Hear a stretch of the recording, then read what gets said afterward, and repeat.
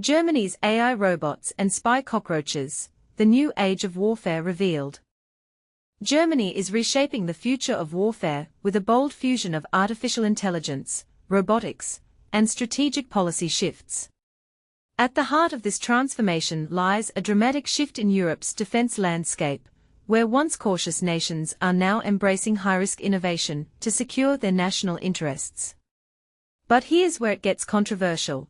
Can a continent historically wary of militarism truly balance its pacifist traditions with the demands of modern conflict?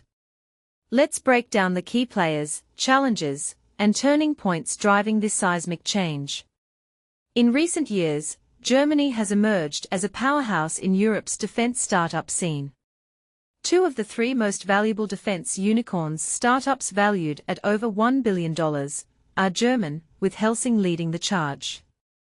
This company, founded by Gundbert Scherf, has become a beacon of innovation, developing military drones and battlefield AI systems that could redefine modern combat.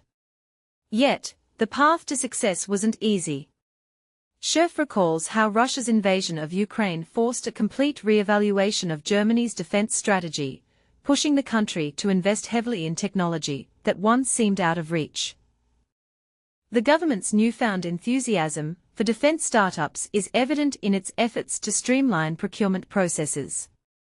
A new draft law aims to reduce bureaucratic hurdles, enabling smaller firms to compete directly with established giants like Rheinmetall and Hensoldt.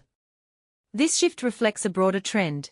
Europe is now spending more on defense technology than the United States for the first time in decades. As Scherf puts it, Europe is finally coming to terms with defense. But this isn't just about funding. It's about mindset. Germany's history of Nazi militarism and post-war pacifism has long shaped a cautious defense sector. However, with US support for NATO growing more uncertain, Berlin has vowed to nearly triple its defense budget to €162 billion by 2029. Much of this money will go toward reinventing warfare itself, from AI-driven drones to spy cockroaches, tiny robots equipped with cameras and sensors that can gather intelligence in hostile environments. The rise of these technologies is mirrored by a cultural shift. Once stigmatized, defense work is now seen as vital to national security. Sven Weisenegger, head of Germany's Cyber Innovation Hub, notes that interest in defense careers has skyrocketed since Ukraine's invasion. Germany has developed a whole new openness towards the issue of security, he says. This shift is fueling a surge in innovation, with startups like ARX Robotics and Quantum Systems leading the way. Yet, challenges remain. Europe's fragmented market, where each country has its own procurement standards, creates obstacles for scaling up innovation. Unlike the US, which has a concentrated defense industry, Germany must navigate a patchwork of regulations. Still, the country's engineering prowess and production capacity, particularly in the Mittelstand, small and medium-sized enterprises, offer a unique advantage.